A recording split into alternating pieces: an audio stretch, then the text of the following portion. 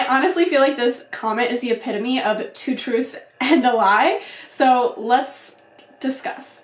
Hi loves, I hope you're doing well. I received this comment on a video recently that went pretty viral, and it's not new to me to receive comments that are trying to be mean, but I don't think this comment is actually trying to be mean. At least I hope not, and I'm giving them the benefit of the doubt. This is on a YouTube short that went pretty viral. It's at about 200,000 views right now, which for me is kind of viral on YouTube. I've had a reel hit 15.5 million views on Instagram, and I received some of the worst comments and things that people have ever said to me on that video. I've also had quite a few TikToks hit the millions, as well as one hitting 8 million, and I've received some very personal attacks, and I'm even receiving some very disheartening, upsetting, unfortunate, insensitive comments on this YouTube short. But I wanted to talk about this comment in particular because, again, I think that some of this is true and some of this is not. So let's unpack this. Just a reminder that if you don't get better at 26, you aren't a failure.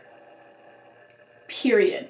Yes, queen, go off. I'm pretty sure that this is not a female that left this comment, but regardless, absolutely. If you do not get better at 26, it doesn't mean you're a failure. So many people reach success, notoriety, fame, depending on what you think is successful or what your definition of success is, at a very late age in life, especially considering the number 26. That is how old that I am.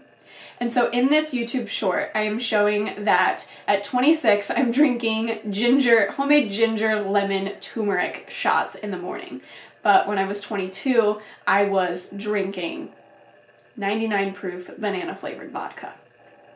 Now, if you guys don't know what my sobriety story or my struggle with alcoholism, I do have 2 videos, full in-depth of my alcoholism and then also of my sobriety. If that's something that you're interested in, I can link it up here and you can watch those so you can get a little bit more background about my story if you're interested in it.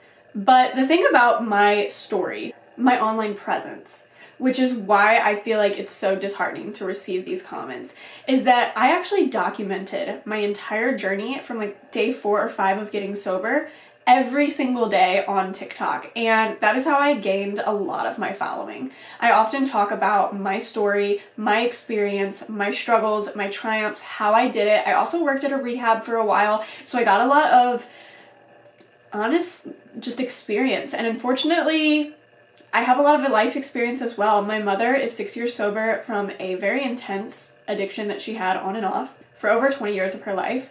My father, who raised me, passed away from an overdose, and my biological father is still an addict, and 50% of the time he's incarcerated, we don't speak. I have a lot of life experience when it comes to addiction, witnessing recovery, sobriety, and all of that. And I just want to be a light, be a beacon. I want to be honest. I want to be raw. I want to be truthful. I want to show what the ins and outs look like, because when I was deciding to get sober, I had no expectations on what sobriety was going to give me. And in a way that really benefited me, but in another way, I had no one to look up to. I didn't know where to turn, and I feel like I would have or could have gotten sober a lot sooner than I actually did had I seen someone online talking about their struggle, talking about how normal it is, talking about the way that they abuse alcohol or how they found sobriety, how they changed their mindset, how they had the realization that they were struggling. I just didn't feel like there was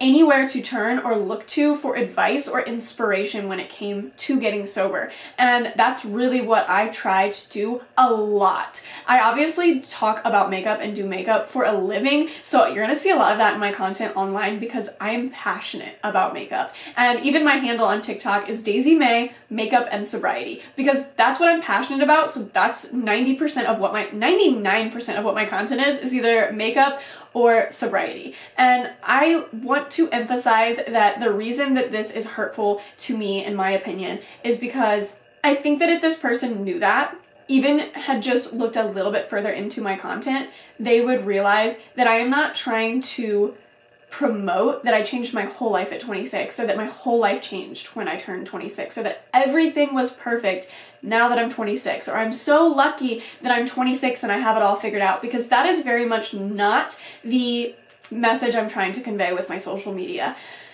Being in your mid-20s is so hard. I thought being 16 years old was hard, and honestly, I would not go back if I had the chance to go back, because I wouldn't want to live through getting to this age again. I think that there are so many steps in life, there are so many stages in life, and putting an age on it can put you in a little bit of a box. It helps to categorize where you're at so you can relate to others slightly, but you're never going to fully relate to others, because your chapter 2 is different from their chapter 1, is different from their chapter 16, is different than your chapter 14. You know what I'm saying? Like, and I've talked about this a lot, where we don't all have the same life path, we don't have all the same resources, we don't have all the same, it's very, very individualized. Another thing that this person said that I do think is very, very true is that is for many of us, sobriety and healing takes our entire lives. Absolutely. I would argue the majority of those that are in recovery have to wake up and choose that they want to be sober every single day for the rest of their lives.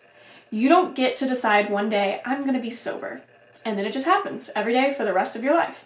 You have to wake up every single day and say, I'm going to be sober today. Every day for the rest of your life. And maybe that's not everyone's story. Okay, but it very much is mine, and it again, arguably is the majority of those that are in recovery, that are sober, that are trying to be sober, and are on a path to just being a better version of themselves. They have to choose that every single day. It's work every single day. And some days are easier than others. Some days feel like less work than others, but that doesn't mean that it's not work. Am I right? So I feel like it's such a cliche to say, like, you have to choose to be sober every single day, but that's because for the majority of us, cliches are often things that are very, very true and that are overused and overheard, because again, it's for the majority of us the truth. It's what we're living, it's what we're experiencing. And in recovery, yes, I would agree that the majority of us every single day have to choose to get better, and you can always improve.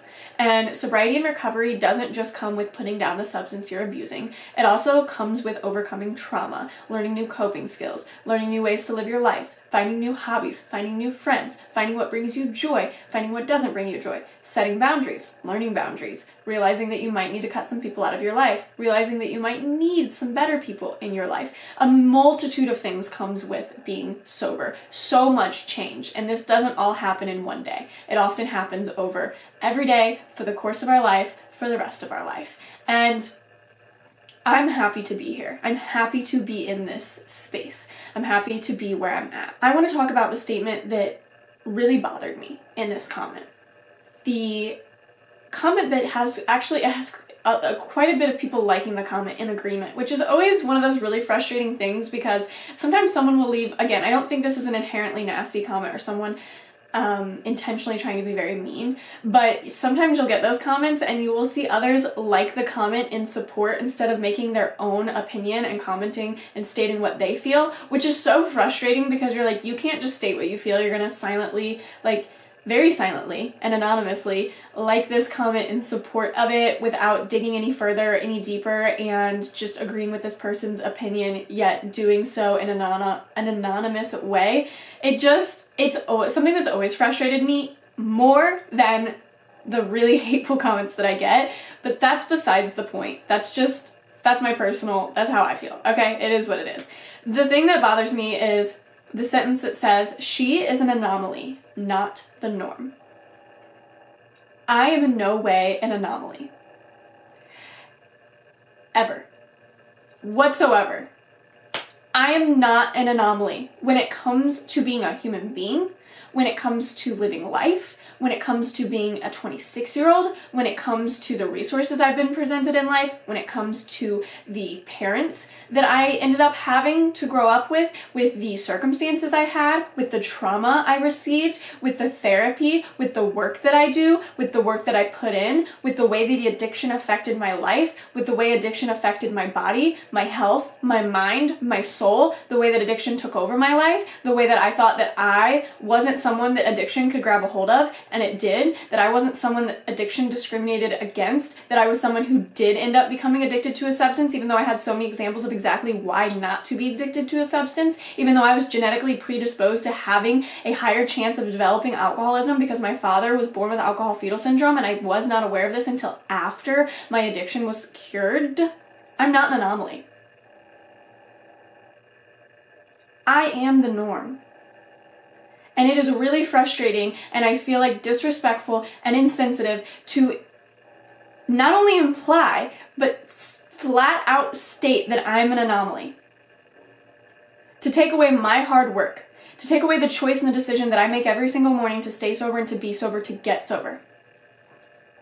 To take away all the work that I put into therapy, the money, the sweat, the tears, the blood, the energy, the pain, the sorrow, the working through, the getting better, the 1% better, the writing down my goals, the time, the day, the ins and outs, the self-help books I read, the podcasts I listen to, the amount of my life that I put into getting better. That is all work. And you calling me or saying or stating that I am an anomaly disputes and negates all of that hard work that I have put in to become the best version of myself and continue to put in day in and day out to continue to be a better version of myself. The only person that I am comparing myself to is myself. And it took me a very long time and a lot of hard work to be able to get to a point where I was not comparing myself to others who were quote unquote more successful or doing better than I was, in whatever regard that may be, whether it's starting a family, getting a house, career-wise, financial-wise, sobriety-wise, addiction-wise, religious-wise, faith-wise, spiritual-wise. It doesn't matter in what aspect of life. I have finally gotten to a point where I don't compare myself to others, but I do compare myself to who I was before. And I constantly use that as a motivational tool to push me to be the best version of myself. And the reason that I wanted to really dissect this comment is because it's so hard to read this and not see past the fact that you're calling me an anomaly. Because the other statements that you make in this comment are very true. They're correct. But it is not fair. It is insensitive and it's harmful, quite honestly, to label me as an anomaly from a very, very short video that you've seen. And the reason that I am even making this YouTube video, going over this, is because it feels necessary to me to go out of my way to maybe just clear up the air on what my actual MO on social media is. Now, when I first started social media 8 years ago, it was just because I was so intrigued by YouTubers. I loved watching YouTubers. I loved being on camera. I loved being on film. I loved editing, and I really just wanted to be a content creator. When I became an alcoholic, I broke my camera in the midst of all that, and I actually left social media, at least content creation wise. I mean, I was still showing up like on Instagram for my own self-use, but I had absolutely no goals in mind when it came to social media anymore. I had quote unquote gave up, just as I had given up on most of all of my dreams in my life because of my alcoholism. When I came back to social media, it was to find a community and to hold myself accountable.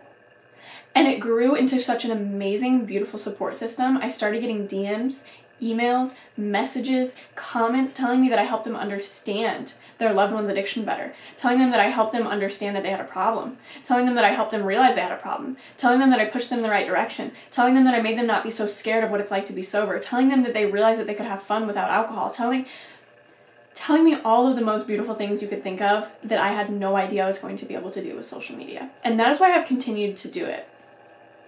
I always enjoyed it in the beginning, so after I began to really accumulate the following that I did on TikTok, I was like, you know what, I love makeup, I do it for a living, it's what I started doing social media with.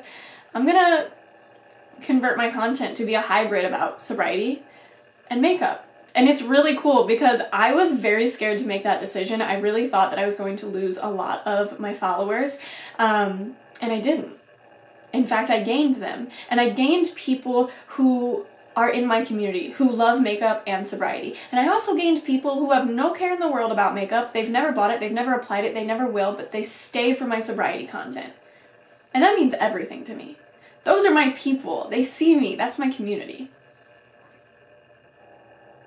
And no matter how many times someone says it or creator acknowledges it or someone discusses it, there are still going to be human beings on this planet who leave comments that are very unsensitive, that are they're still going to leave comments that are very insensitive, harmful, disrespectful, outrageous, opinionated, belittling, horrific, all of the negative things that you can think of to describe a certain type of comment. I've probably received it, and I've never made a video on it. But I felt compelled to talk about this one because if you don't get better at 26, you aren't a failure. For many of us, sobriety and healing takes our entire lives. But I am not an anomaly. I am the norm. If you're sober today, I'm so proud of you. If you're trying to get sober today, I'm so proud of you. I'm wishing you all the best. I'm sending you love. I'm sending you strength to get through this, to find your peace in life. I hope you have a great day, no matter who you are, no matter what you're doing, no matter where you are. And if you have the chance to do something nice for someone today, you should do it.